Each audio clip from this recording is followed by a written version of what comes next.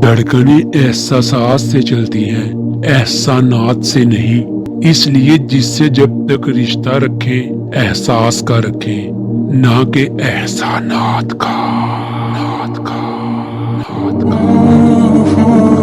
किसी इंसान की याददाश्त कितनी ही कमजोर हो, लेकिन वो अपने साथ गुजरे अजियत के लम्हात भी नहीं भूल सकता।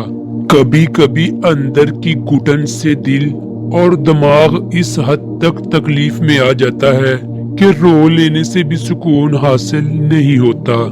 जो खुशियां लोगों को मिले वो आपको नहीं मिली, लेकिन जो गम लोगों को मिले वो भी तो आपको नहीं मिले।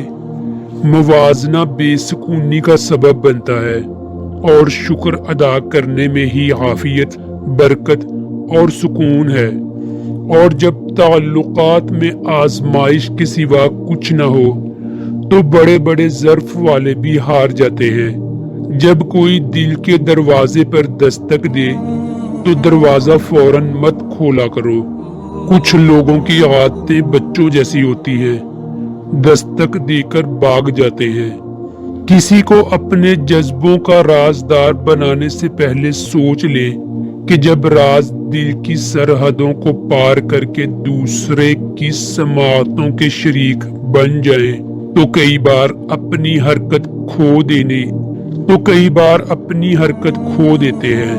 कौन जाने सुनने वाले का ज़र्फ इतना बुलंद है भी या नहीं कि वो आपके जज्बों की कीमत को जान सके।